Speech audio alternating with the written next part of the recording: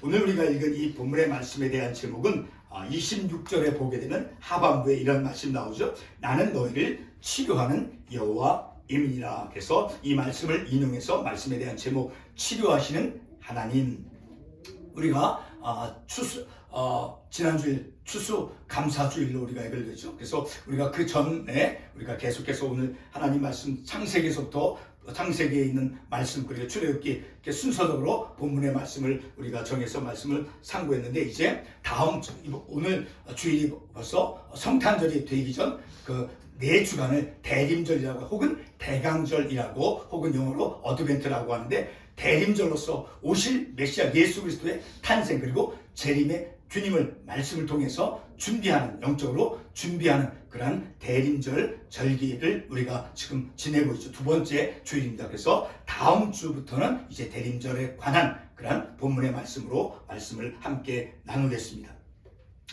우리가 오늘 읽은 이 본문의 말씀을 통해서 보게 되면 그 이스라엘 백성들이 그 애굽을 나오는, 다시 말하면 출애굽을 한 이후에 그들이 삶을 살았던, 이제 홍해 바다를 건너기까지, 그리고 건너고 나서 그런 애굽을 출애굽을 한 이후에 그 광야에서의 그들의 삶은 오늘 우리들에게 이 땅에서 우리가 혹은 이렇게 비유적으로 표현할 때가 있죠. 광야와 같은 세상을 우리가 살아간다라는 그런 비유의 표현을 우리가 쓰는 때가 있죠. 그래서 애굽 사람들이, 이스라엘 백성들이 애굽에서 출애굽을 한 이후에, 그들의 삶, 광야에서 이스라엘 백성들의 살아온 그 삶은 오늘 우리들에게 의미 있는 영적인 교훈을 주는 아주 독특한 삶이라는 것을 우리가 본문의 말씀을 통해서 깨닫게 되어집니다.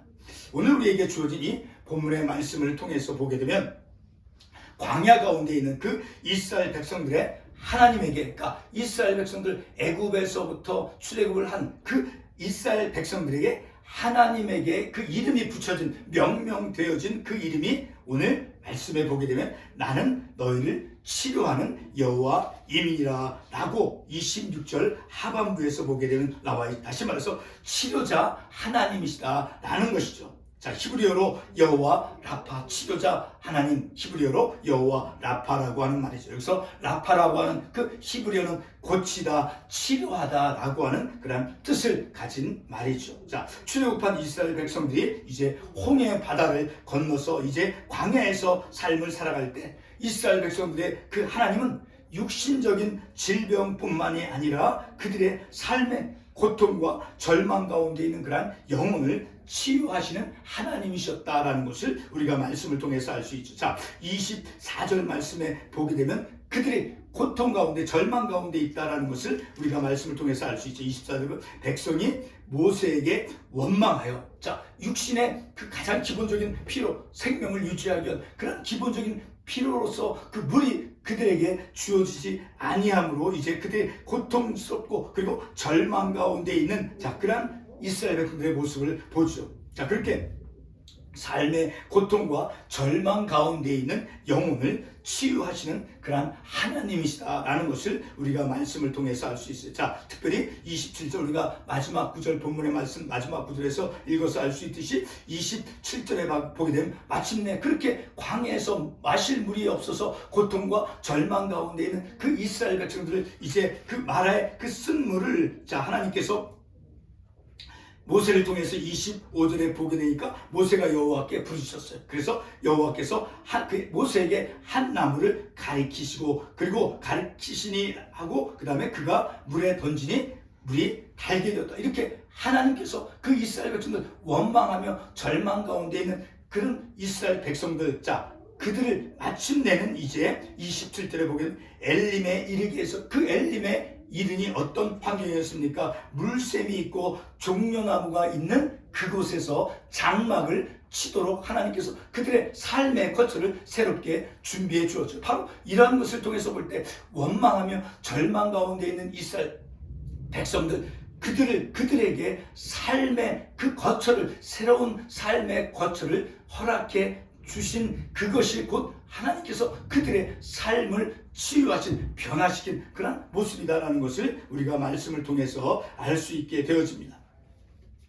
이렇게 이스라엘 백성들이 광야에서 그들의 삶 가운데서 물이 없어서, 마실 물이 없어서 고통하며 그리고 원망하며 절망하고 있을 때 하나님께서는 그들에게 삶을 살아갈 수 있는 새로운 삶의 환경으로 하나님은 인도해 주시고 삶의 환경을 고쳐주시고 변화시켜 주시는 그런 하나님을 통해서 볼 때 하나님께서는 치유하신 하나님이다라는 것을 우리가 말씀을 통해서 알 수 있게 되어지죠. 자, 이스라엘 백성들이 광야에서 있을 동안만에 그 광야에서의 삶을 살아갈 동안 그 제한적으로만 그 이스라엘의 그 하나님이 치료자가 되어진다라는 것을 말하는 것이 결코 아닌 거예요. 하나님의 능력을 그저 이스라엘 백성들이 광야에서 삶을 살아갈 동안만 하나님은 그들에게 치료자 하나님이 되어주신다라고 이제 하나님의 능력을 제한하는 것이 결코 아닙니다. 사무엘상 2장에서도 우리가 보게 되면 아이를 갖지 못하던 그 한나를 하나님께서 고쳐주셨죠. 그리고 열왕기 하에서 군대장관 나아만을 이제 고쳐주신 그러한 모습을 우리가 볼 수 있죠. 그래서 바로 그러한 하나님, 바로 치료의 하나님 여호와 라파이심을 보여주고 있죠. 자, 그래서 이제 치료자 되신 그 하나님은 오늘 본문의 말씀에서만 그 특정 시기에만 이스라엘 백성들이 광야에 있을 동안만 그들에게 치료의 하나님이 되어주신 것이 아니라 결코 한 특정 시기만으로 제한되어 있는 것이 결코 아니다라는 전체 성경 역사 속에서 바로 하나님은 치료자 되신다라는 것을 우리가 말씀을 통해서 알 수 있죠. 오늘 우리가 본문을 통해서 깨닫고자 하는 것은 바로 하나님께서 이스라엘 백성들이 광야 가운데 있을 때 어떻게 그 자기 백성을 인도해 가셨는가를 우리가 말씀을 통해서 깨닫기를 원하는 것입니다. 좀 더 구체적으로는 광야에 있는 그 이스라엘 백성들에게 마실 물과 같은 그런 육신의 그 기본적인 필요가 그들에게 채워지지 않아서 삶의 고통과 절망 가운데 있을 때 하나님께서 그들을 어떻게 그리고 어떤 하나님으로서 그 이스라엘 백성들을 인도해 가셨는가를 우리가 말씀을 통해서 깨닫기를 원합니다. 첫 번째로 우리가 알 수 있는 하나님은 본문 22절에서부터 24절까지에서 나오는 그 이스라엘의 절망, 그 고통과 절망 상태를 바로 하나님께서는 삶의 안정으로 27절에서 말씀해 주고 있는 것처럼 27절에서 하나님께서 이스라엘 백성들 어떤 환경으로 바꿔주시고 인도해 주셨습니까? 27절에 보게 되면 물샘 곁에 장막을 치게 했죠. 물샘 곁, 그리고 이제 종려나무가 있는 그 물샘 곁에, 그 곁에 새로운 삶의 거처를 하나님께서 허락해 주셨다는, 다시 말해서 그들의 원망과 그 절망 가운데 있는 삶을 안정감 믿는 그러한 삶으로 하나님께서 그들의 삶을 새롭게 변화시켜 주신 그러한 치유의 하나님이다라는 것을 우리가 말씀을 통해서 알 수 있죠. 본문 22절 말씀은 바로 이스라엘 백성들이 육신적으로 얼마나 지쳐 있는가를 보여주는 말씀이죠. 22절 말씀에 보게 되면 사흘길 동안 그 광야를 지나가는 동안에 그들에게 마셔야 돼. 그들에게 없어서는 안 될 그 물을 찾지 못하고 있었다라는 거예요. 사흘길 걸었으나 물을 얻지 못하였다라고 말씀하고 있죠. 자, 그들이 광야에서 사흘길 동안 이제 걸으면서 그 광야를 지나면서 그들이 물을 찾지 못하였다는 것은 바로 생명 유지의 가장 1차적인 가장 중요한 요소인 물이 없음으로 인해서 그들이 절망 상태에 빠져 있었다라는 것을 우리가 말씀을 통해서 알 수 있죠. 그런데 그와 같은 그런 절망의 상태는 급기야는 모세를 향해서 원망하도록 그 원망으로 이끌어 갔다라는 거예요. 불행 중 다행으로 사흘길 걸은 후에 마라라는 곳에 그들이 이르렀을 때 물을 가까스로 찾았지만 그 써서 마실 수 없는 물이었습니다. 백성들은 이제 그 물을 마실 수가 없게 되자 금방 그들은 흥분을 이기지 못해서 모세와 하나님을 향해서 원망을 합니다. 24절의 말씀에 있죠. 이스라엘 백성들이 마실 물이 없다고 모세를 향해서 한 그 이스라엘 백성들의 원망, 그들이 가지고 있는 그 원망하는 그 속성, 그 원망하는 속성이 어떤 영적인 속성을 가졌을까요? 이스라엘이 애굽을 나온 후에 이제 이곳 마라에 도착하기 전에 홍해 바다의 앞에 이르렀을 때 이제 모세를 향해서 이렇게 말하죠. 원망을 하죠. 이 광야에서 왜 죽게 하느냐? 그리고 자신을 왜 내버려 두라고? 왜 다시 애굽에서 우리를 이끌어내었느냐 하고, 그리고 애굽 사람들을 우리가 다시 돌아가서 그들을 섬길 것이라고 부르짖었던 그러한 사건, 자, 그러한 사건들을 통해서 그들의 가지고 있었던 그 모세를 향해서, 하나님을 향해서 원망하는 그 원망의 속성을 우리가 알 수 있습니다. 그들은 자신들을 애굽에서 이끌어낸 그 하나님의 능력에 대해서 신뢰를 하지 못하는 영적인 무력감과 영적인 어둠에 갇혀 있다라고 하는 그런 영적인 속성을 우리가 말씀을 통해서 알 수 있죠. 백성들은 자신들 뒤에서 추격해오는 오직 애굽의 군사들만 이제 바라보고 두려움 가운데 있었습니다. 이와 같은 두려움 속에서 하나님의 능력을 신뢰하지 못한 무력한 믿음과 그리고 영적인 어둠이 그들 가운데 있었다라는 거예요. 그러니까 영적인 어둠 속에 그들은 갇혀 있었다라는 것을 우리가 말씀을 통해서 알 수 있게 되어지죠. 오늘 이 원망하는 본문의 이스라엘 백성들은 바로 출애굽기 14장에 나오는 그 홍해 바다 앞에서, 그 홍해 바다 앞에 그 광야에서 왜 우리를 이끌어내어서 이곳에 죽게 하느냐고 모세를 향해서 부르짖었던 그 동일한 이스라엘 백성들입니다. 이와 같은 이스라엘 백성들의 절망과 원망을 하나님께서는 어떻게 다루어 가셨습니까? 바로 이 점이 오늘 설교의 가장 중요한 부분이 될 것입니다. 설교 중간 부분에서 잠깐 언급한 본문 27절과 관계한 것으로서 하나님은 광야 가운데서 이제 절망을 겪고 있는 그 이스라엘 백성들을 물샘이 있고 그리고 종려나무가 있는 곳으로 인도해 주어서 그곳 그 물 곁에 장막을 치게 해 주었습니다. 다시 말해서 하나님께서는 광야길을 가던 그 백성들이 자신들의 필요를 찾지 못해서 절망 가운데 있을 때 바로 그들에게 이제 삶의 자리를, 새로운 삶을 살아갈 수 있는 새로운 삶의 거처를 그들에게 허락해 주었다라는 것이죠. 백성들이 광야에서 장막을 쳤다라고 하는 것은 바로 하나님께서 그들에게 삶의 안정을 주셨다라는 것입니다. 비록 물샘 그 종려나무 곁에 그 장막이 영원한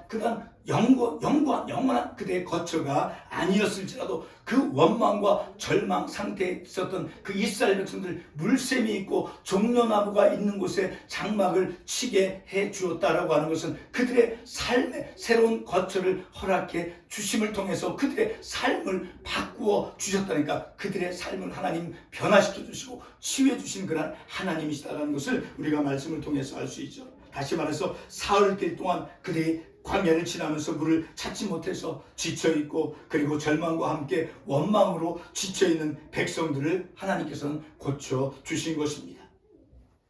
바로 이와 같은 하나님의 개입을 통해서 하나님이 치료하신 하나님이다라는 것을 우리가 알 수 있게 되었죠. 하나님은 치료하시는 하나님이다라는 것을 본문에서 말씀하고 있는 나는 너희를 치료하는 여호와입니다. 그 뜻을 우리가 말씀을 통해서 알 수 있게 되어지는 것이죠. 바로 이것이 하나님의 그 치유의 모습이다라는, 새로운 그 삶의 환경을 바꿔주시고 삶의 환경을 고쳐주시는 그 하나님이 바로 치유하시는 하나님이다라는 것입니다.